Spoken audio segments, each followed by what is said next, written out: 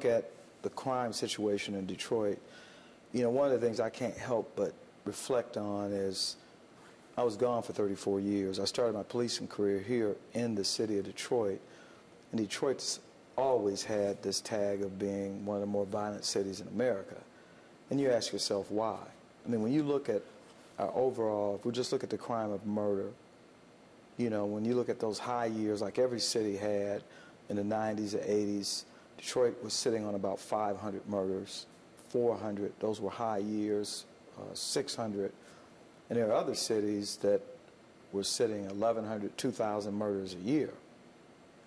And because Detroit's always had this tag, it's almost as if people have become desensitized, almost accepting in a will. And this is not an unfair criticism, but if this is what you know, and I've had the good fortune of being in other places. I use Maine as an example all the time because they had a state model of the way life should be. And so if the way life should be is not to have violent crime, that's the attitude you adopt.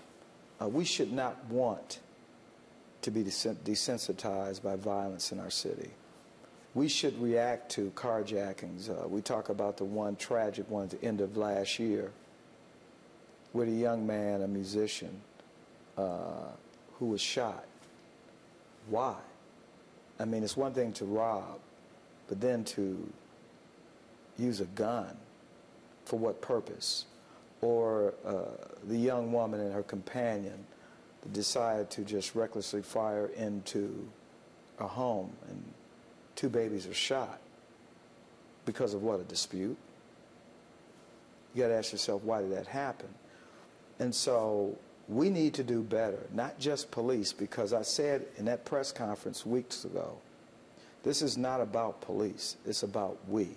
It's about us standing together, and you know, we do have the good fortune of having certainly those in our community, the activists who stand with the police, the Pastor Moles, New Era Detroit, you know, Malik Shabazz, to name a few, who have said, we can do better, we are better than this, and we're not going to stand for it. And that's what it's going to take. But it's not just isolated to the Detroit 300s and the Malik Shabazzes and New Era Detroit and Pastor Mo and the Detroit Police Department. We have to say consciously that we will not accept this type of violence in our city. But then on the other side, we have to do better in terms of education. When we look at some of our children, middle school age children by way of example, I've gone into some of these schools, and this is why we started a boot camp here, like we did in Los Angeles, like in Cincinnati, because we needed to work on transforming these young people.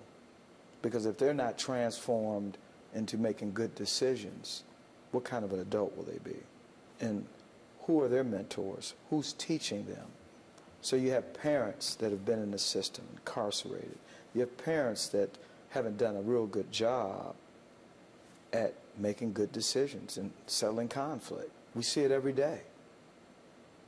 And that's why when you look at some of these spontaneous incidents and you say, well, Chief Craig, how come you couldn't stop it? And I wish there was some indicator, something that we could do. So in a proactive way, we have to really go into an educational program, especially with our youth, because that's the future of our city. And if we don't address that, then we're going to continually have problems. But we sit down and we look at our homicide numbers, and we have that one homicide or two that really creates a lot of attention in our community, and people start feeling that the city's unsafe. Although statistically we say, well, we're down, but it's that one shooting incident where children might be shot. You know, when you look at the total picture, so we ended the year, like we did the year before, with a reduction in non-fatal shooting incidents. And I take non-fatal shooting incidents as serious as homicide, because we know many of our victims who sustain a gunshot wound survive only because of the great work by the men and women who work in our emergency rooms across this city. We don't give them enough credit for the job they do. I remember there was a time when many of our cities saw 1,000, 1,100 murders. And then all of a sudden we started to see a decline, and we said, it's the police. We're doing something so different, and we are.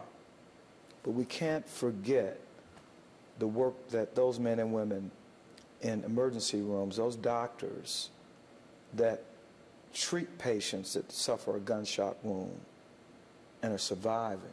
That wasn't the case in the 90s and late 80s. If a victim suffered a gunshot wound to the head, there was a great likelihood of not surviving that. That's not the case today. And so we have to think holistically that while the police are operating using technology, we're proactive in how we approach crime, but we also got to give thanks to modern medicine and those ER room doctors that are really helping us reduce violence in our city. It's not in every scene. You know, people are full of emotion. Family members been shot. Certainly not at the hands of police. They said, well, you should have prevented it. So people are angry. And then when we go about the business of conducting a subsequent investigation and nobody wants to talk, really the problem is you. Now also, on the other side, I recognize that people are fearful of retaliation. Retaliation is real. But we have mechanisms in place where you can report incidents of crime, people that are involved in crime, without fear of retaliation in a very anonymous way. And it's been that way. Some choose not to just talk to the police. Now, the one thing I will say is that in the 2.5 years that I've been back here in Detroit, I have seen a dramatic change in our community. People have a willingness to want to get involved, a willingness to talk to the police, and it's reflected in our clearance rate to homicide. I mean, when I got here, it was at what, 11%. But now we're sitting and hovering at the national average, averaging around 60% clearance rate. And not just to take away from the great work that our detectives are doing, because they're doing tremendous work. And certainly they play a key role in, increasing that number. But it's also our community who have a willingness to talk. But I also got to give the media credit.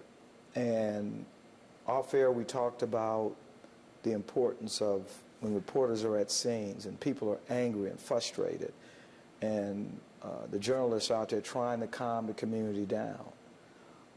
That's just the nature of the environment.